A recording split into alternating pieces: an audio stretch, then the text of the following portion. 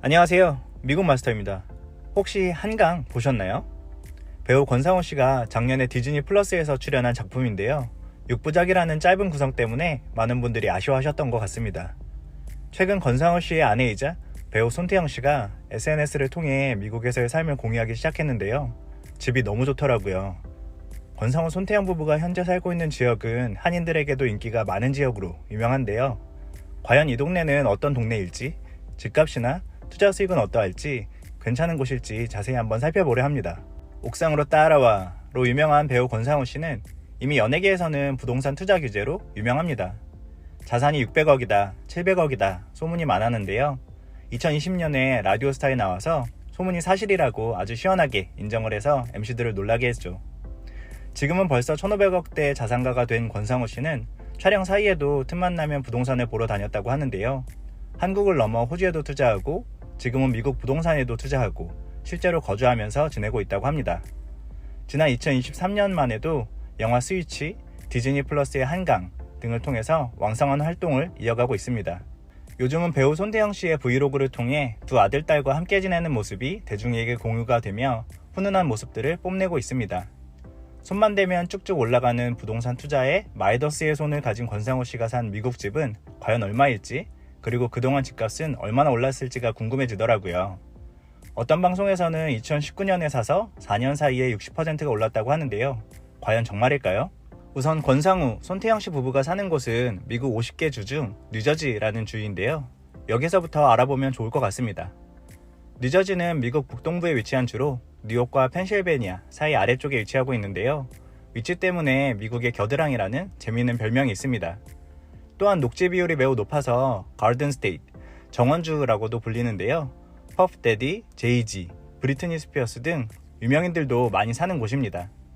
뉴욕의 집값이나 물가가 워낙 살인적이다 보니 뉴욕시에 직장에 있는 사람들 중 많은 사람들이 북부 뉴저지 쪽에 집을 두고 뉴욕시로 출퇴근하는 경우가 많은데요.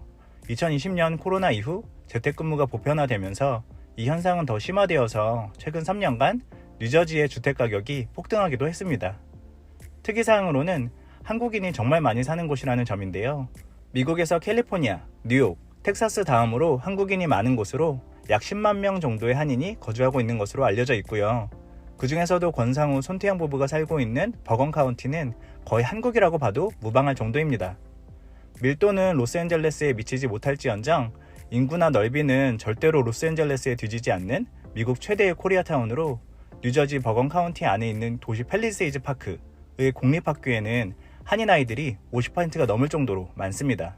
실제 2010년 기준 펠팍이라고도 줄여서 부르는 팰리세이즈 파크 지역에서의 한국인 인구 비율은 2010년 기준 발표된 자료에 따르면 51.5%로 2명 중 1명이 한국인이고 길을 잃었을 때 지나가는 사람 붙잡고 한국말로 물어봐도 되는 정도입니다.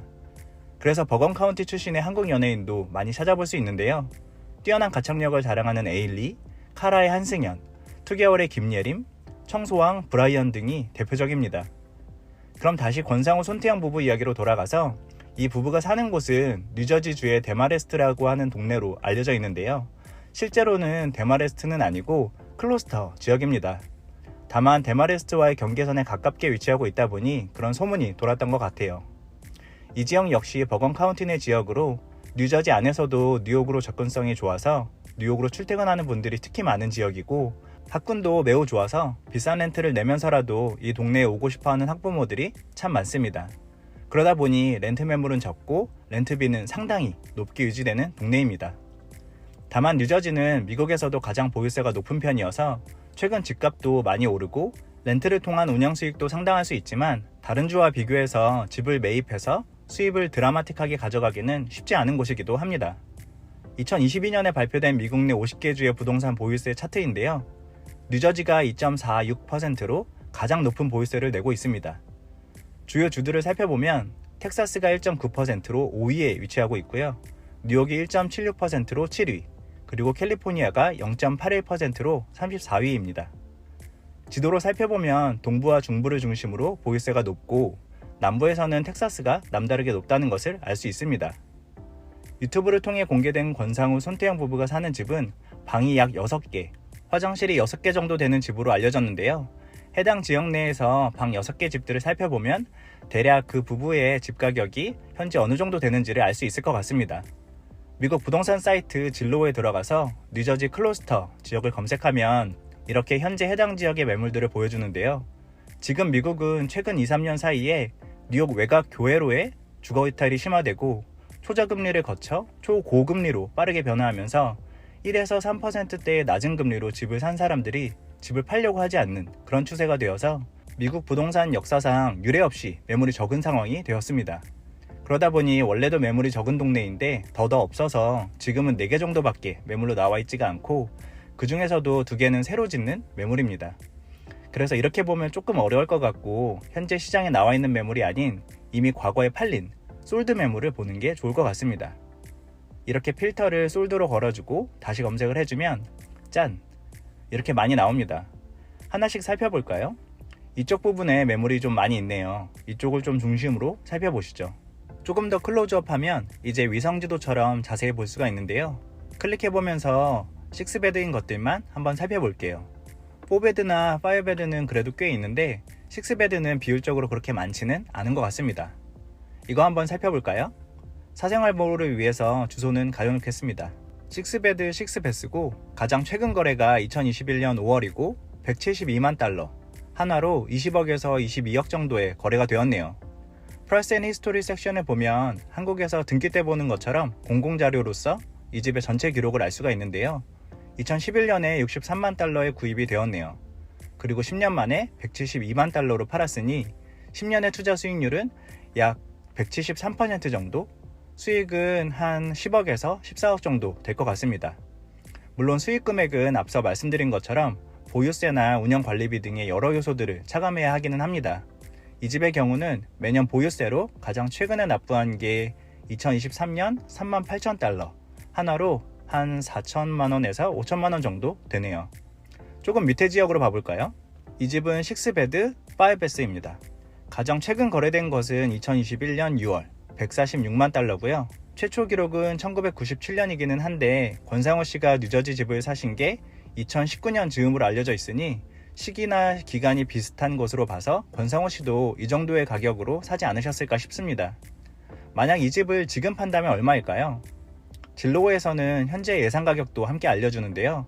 이 집의 경우 약 165만 달러 정도로 나오네요. 2021년에 146만 달러에 사서 2024년에 165만 달러에 판다면 수익률로는 한 13% 정도, 수익금으로는 19만 달러, 하나로 2억에서 2억 5천 정도가 될 것 같습니다. 마지막으로 하나만 더 볼까요? 여기도 사생활 보호를 위해서 집 주소는 가리고요. 6베드, 6베스인 집입니다. 앞서 말씀드렸던 것처럼 셀럽들이 많이 사는 알파인 지역과 가까운 위치에 있습니다. 가장 최근에 판매된 것은 2019년 7월 2일이고 그 당시 판매 가격은 스퀘어핏당 348달러, 총 금액은 150만 불, 한화로 17억에서 20억 정도일 것 같습니다. 리스팅되었던 기록을 보면 2013년에 159만 불에 시장에 매물로 나왔다가 안 팔렸고 2018년에 조금 더 가격을 낮춰서 155만 불로 나오고 거기서 한 번 더 깎아서 2019년에 150만 불로 거래가 된 것 같습니다. 권상우 손태영 부부가 만약 이 집을 구매한 것이라면 타이밍도 금액도 상당히 좋았던 것 같습니다. 이 직후부터 시장이 굉장히 요동치기 시작했거든요. 그럼 2024년 시점으로 수익은 어떻게 될까요? 현재 이 집의 예상 가격은 188만 달러, 하나로 22억에서 24억 정도 되는데요. 그럼 수익률은 25%, 수익은 약 38만 달러, 하나로 4억에서 5억 정도 된다고 볼 수 있을 것 같습니다. 보유세는 2023년 기준으로 3만 1,000달러 정도, 하나로 4천만원 정도 나왔네요. 이 집은 최초 히스토리가 1997년인 집으로 연식이 조금 된 집이라 만약 권상우 손태영 부부가 이 집을 샀다면 아마 여러모로 손을 봤을 것 같고 리모델링 비용이나 보유세 등을 고려해보면 투자 수익이 나름 있기는 하겠지만 방송에서 나온 것처럼 60%의 시세 차익이라거나 권상우 씨의 다른 투자처들만큼 수익이 드라마틱하게 나왔다고 보기는 조금 어려울 것 같긴 합니다. 그럼에도 애초에 목적이 실거주였던 만큼 투자 수익도 적게라도 놓치지 않으면서 실거주 가치도 충분하게 누린다는 점에서 목적에 맞는 좋은 투자였다고 할 수 있을 것 같습니다. 만약 구매하지 않고 렌트로 했다면 월에 거의 9,000달러, 하나로 1,000만원 정도씩을 월세로 내야 했을 것이기도 하고요. 지금 보시는 화면처럼 5베드, 6베드 이상은 얼마를 주든 간에 클러스터 지역 전체에 렌트 매물 자체가 굉장히 귀했을 것이기 때문이기도 합니다. 더불어 2019년 당시 환율이 약 1150원 정도였던 것을 감안하면 현재 1330원까지 오른 환율 상승에 따른 부수적인 이익도 있다고 볼 수 있을 것 같습니다. 이상 권상우 손태영 부부가 살고 있는 뉴저지 클러스터 지역의 집들을 살펴보았는데요. 어디까지나 참고용 자료라고 생각하시고 이해해 주시면 감사할 것 같습니다. 오늘의 영상은 이것으로 마치겠습니다. 영상이 유익했다면 구독과 좋아요를 부탁드리겠습니다. 감사합니다.